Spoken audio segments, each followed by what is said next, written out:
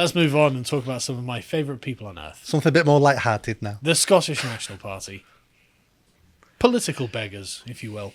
They really just hate the English, and it's so prominent in Scotland now. And Vicky, our website editor, has provided me with a great deal of content for this because she hates the Scottish National Party. Obviously, because she's Scottish, she likes Scotland, but hates what they're doing to the place. And it's become just overwhelmingly apparent to the Scottish themselves. But hang on a second. Oh, do we just hate the English? And they're all looking at each other going, well, I mean, that is on our placards. That is official state policy. I mean, that is what the dear leader is saying.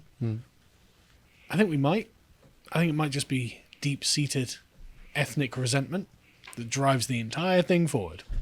I think you can see that from the very beginning. Yes. And it makes perfect sense.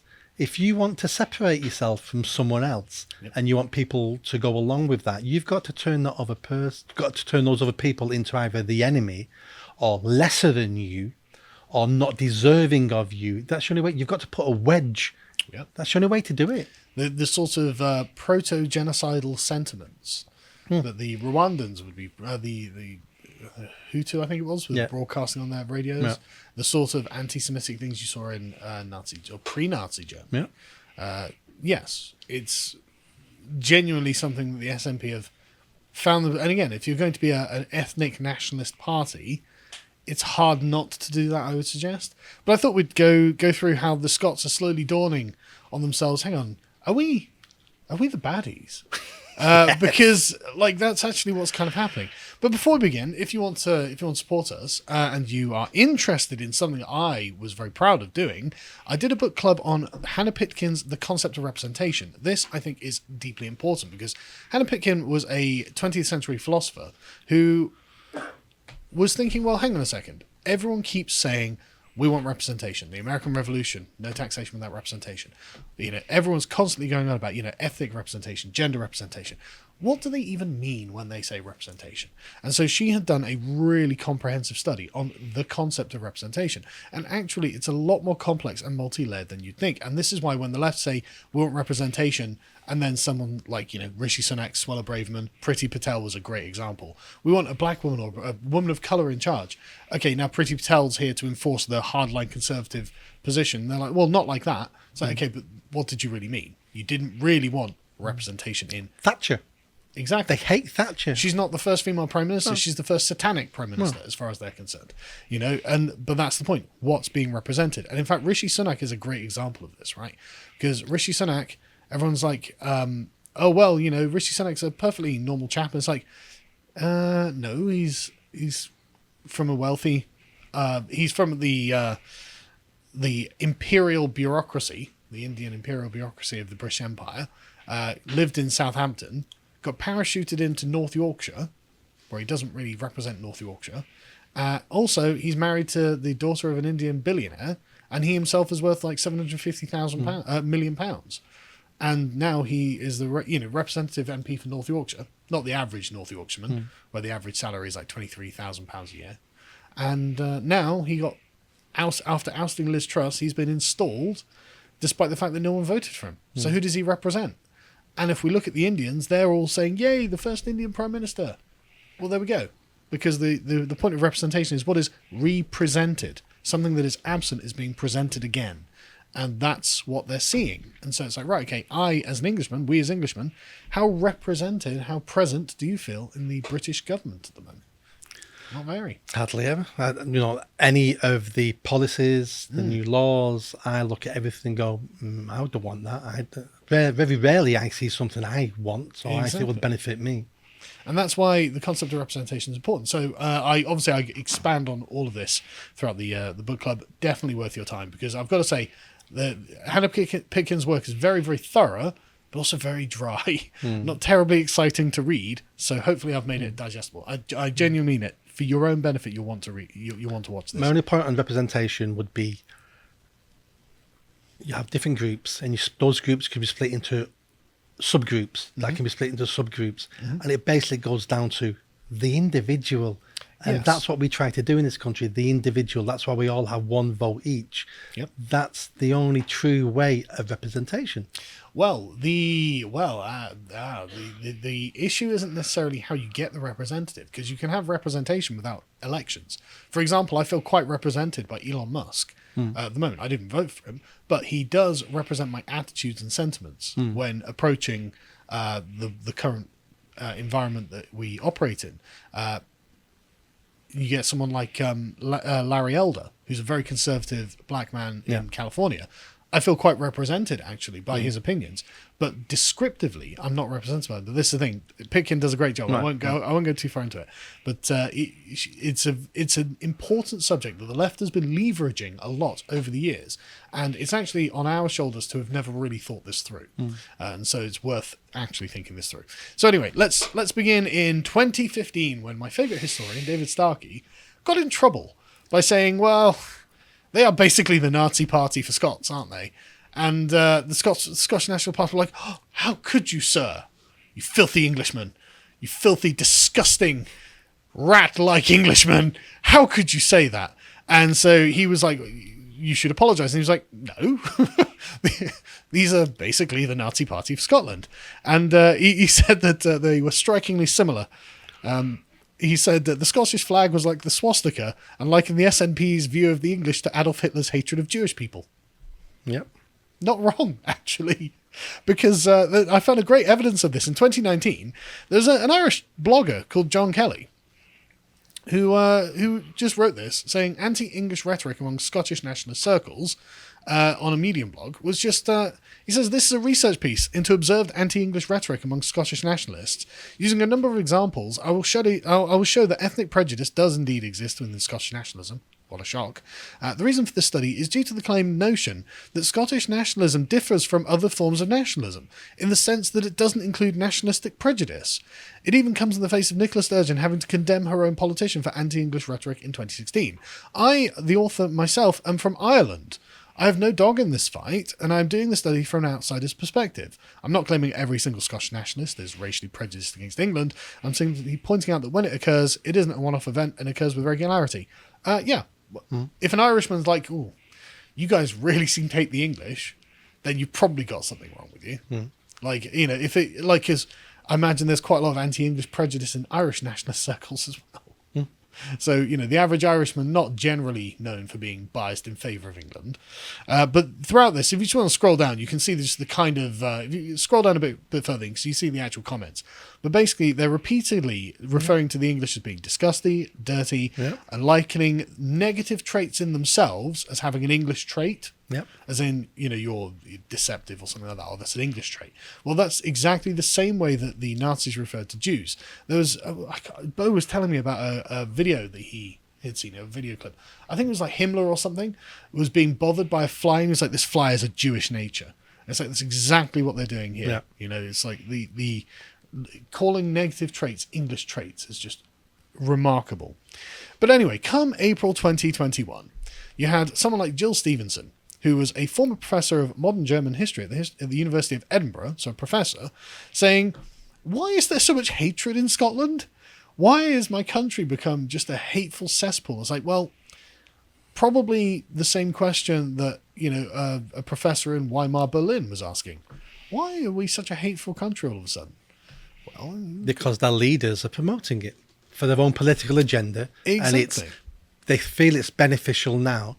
But you can lose control of these things very easily. Well, they are, actually. That's the thing. She says, I don't remember this as a factor in public discourse for most of the decades of my life. It's only since nationalism became a major force in Scotland from around 2011 that virulent and public hatred became so noticeable.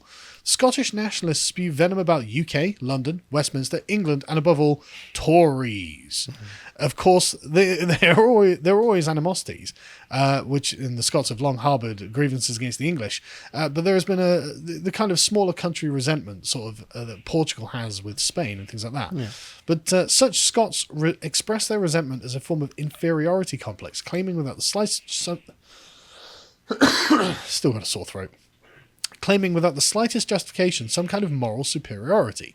Certainly the volume of hatred, abuse and insults levelled at the UK, London, Westminster, England and above all Tories is an indication of moral turpitude rather than moral rectitude.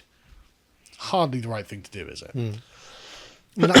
I look at people of Scotland, Wales and Northern Ireland not as my cousins, but as my brothers and sisters. Yeah.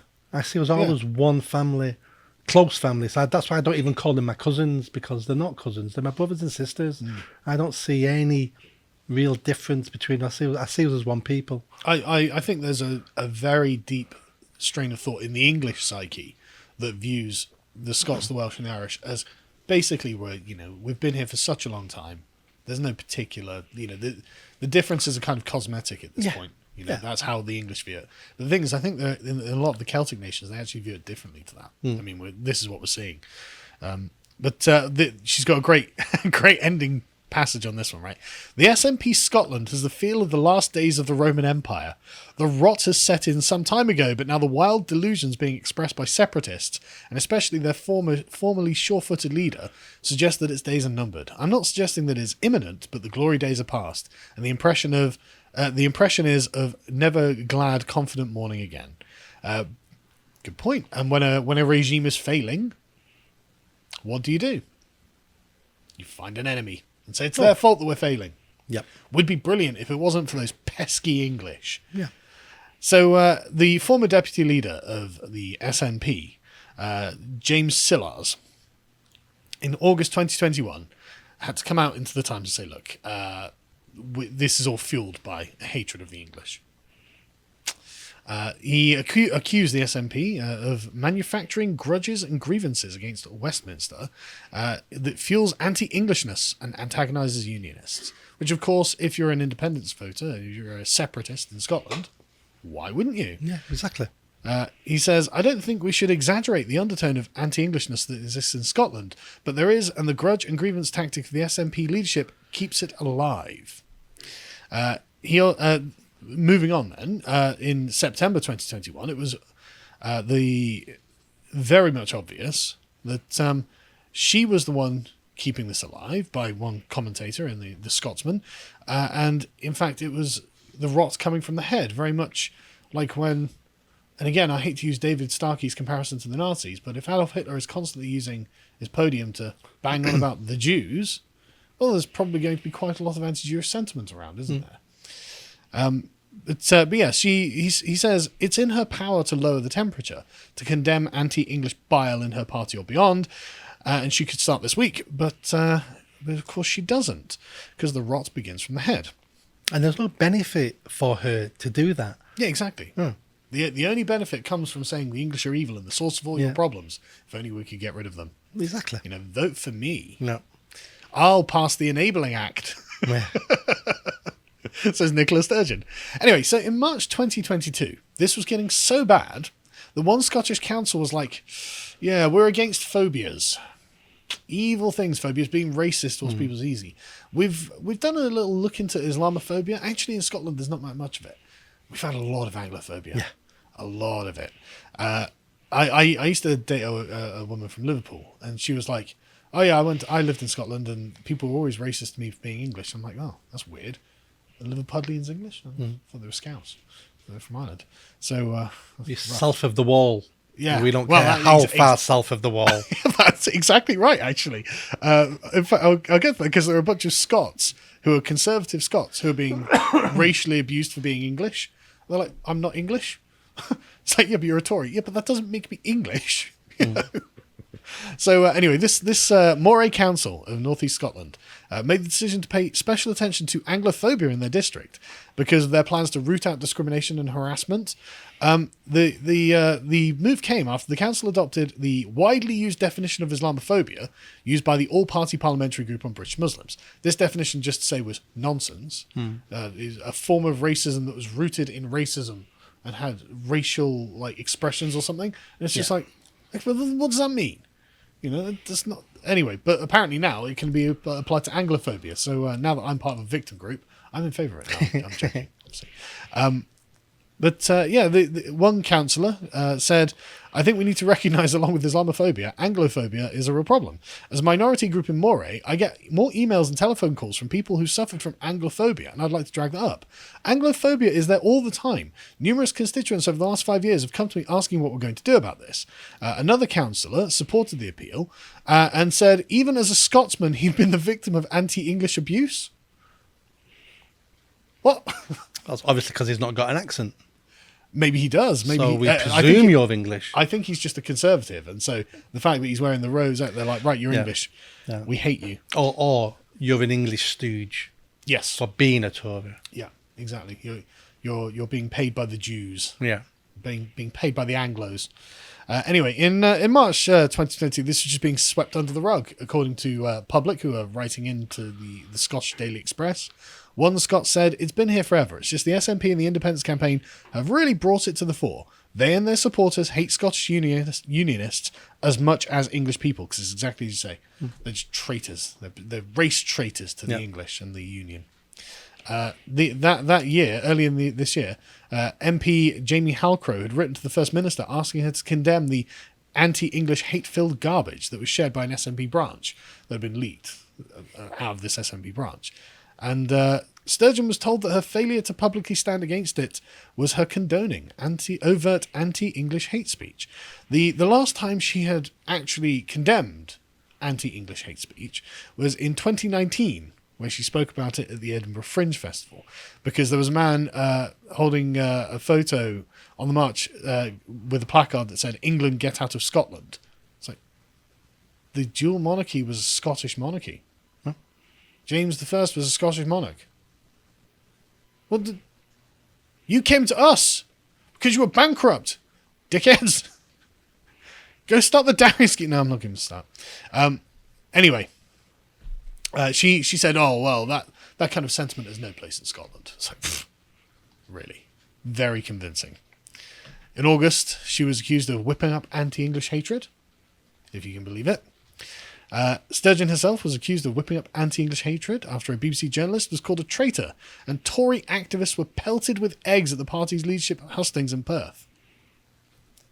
You couldn't do this to any other group. Nope.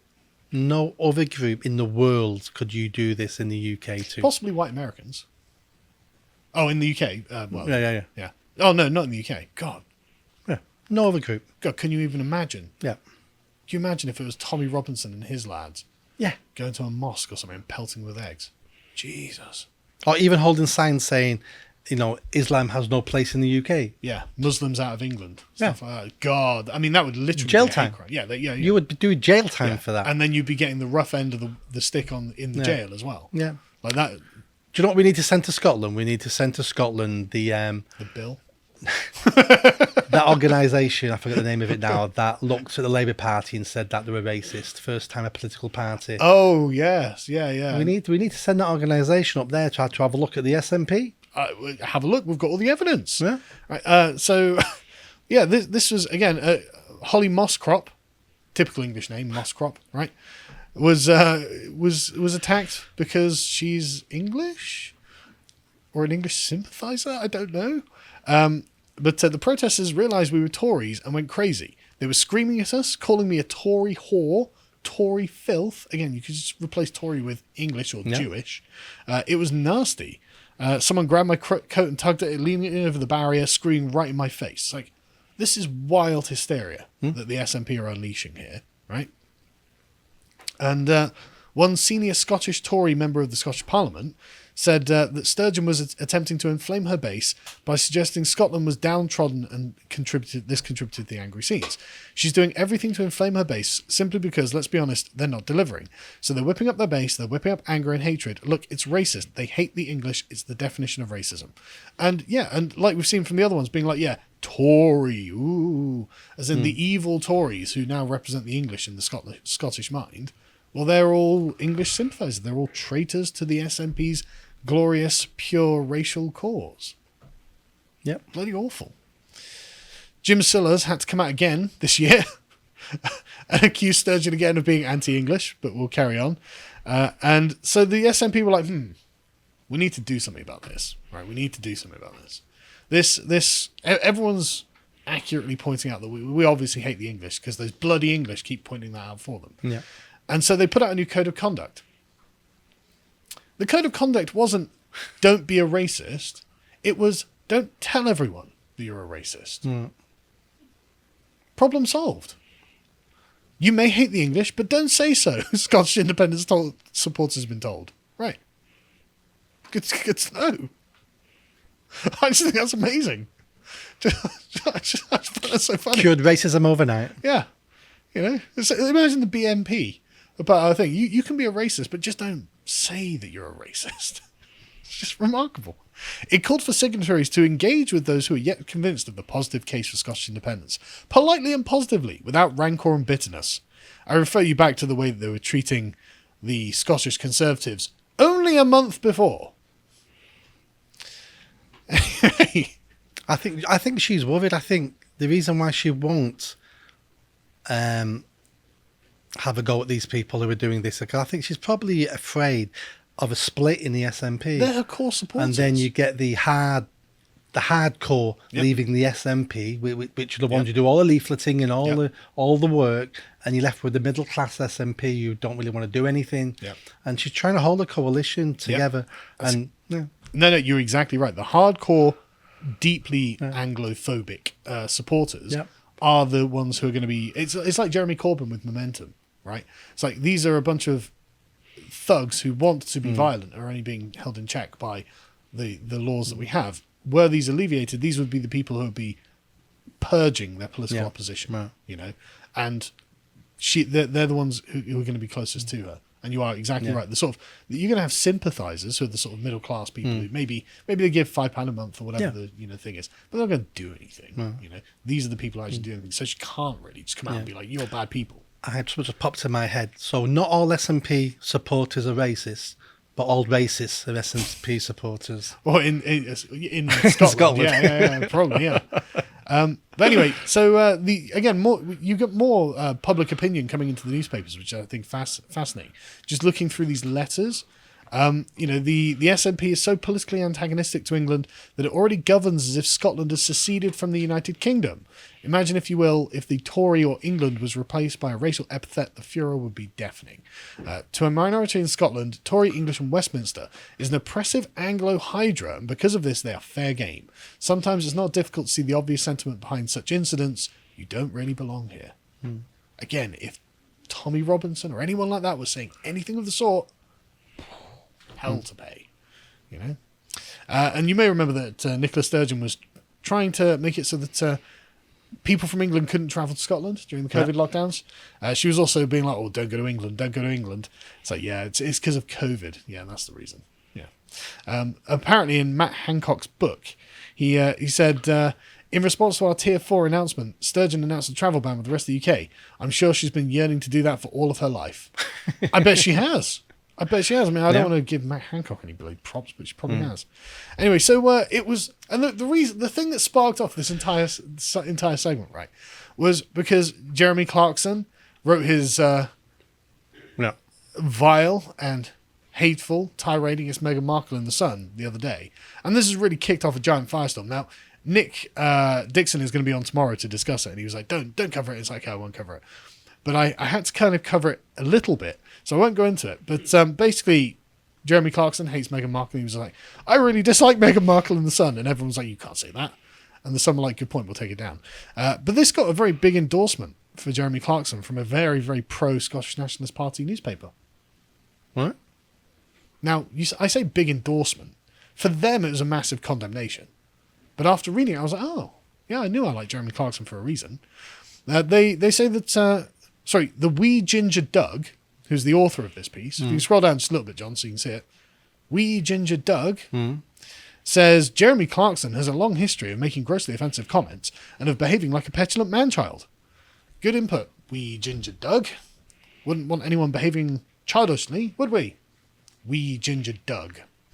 But he goes through in a bunch of, lists Jeremy Clarkson's crimes against progressive nationalism and says, what all of these comments have in common, as they betoken a man steeped in right-wing English nationalist exceptionalism, who believes that the only real offensiveness is whatever happens to mildly inconvenience him personally, or which challenges the privilege of middle-class white heterosexual English men like him.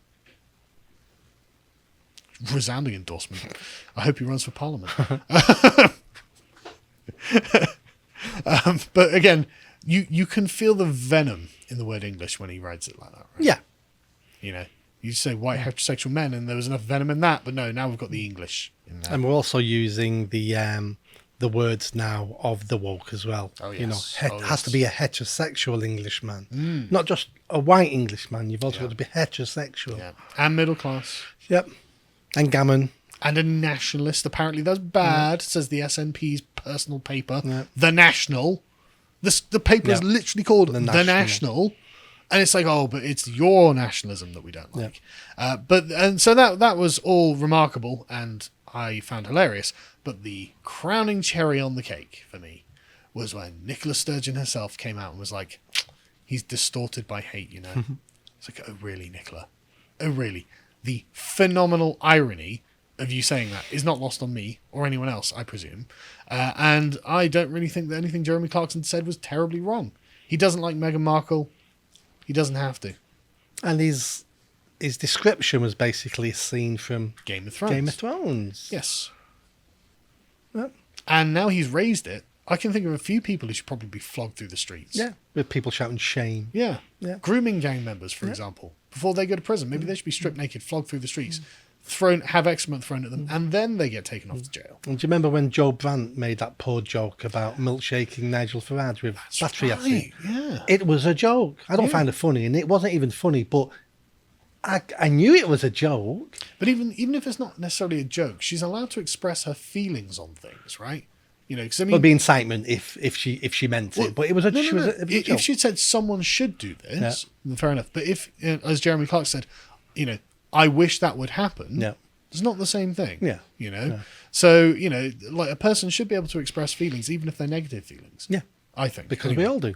But yeah, anyway, she ends with this, and this is just the best bit, right? I think that possibly it gives an insight into Jeremy Clarkson and the kind of person he is. So maybe he just needs to take a step back from things and just think about life a little bit more. Oh, really, Nicola? If only she could take her own advice. Yeah, exactly. Exactly. It's just someone distorted by hate. Thanks for that, Nicola. Thanks for watching that segment from the podcast Lotus Eaters. I hope you're having a very Merry Christmas right now. If you enjoyed that and want more, you can become a member over at our website for as little as £5 per month.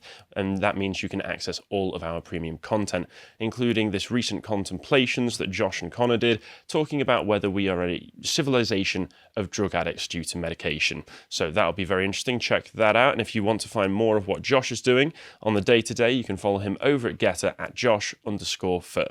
Thank you very much and take care.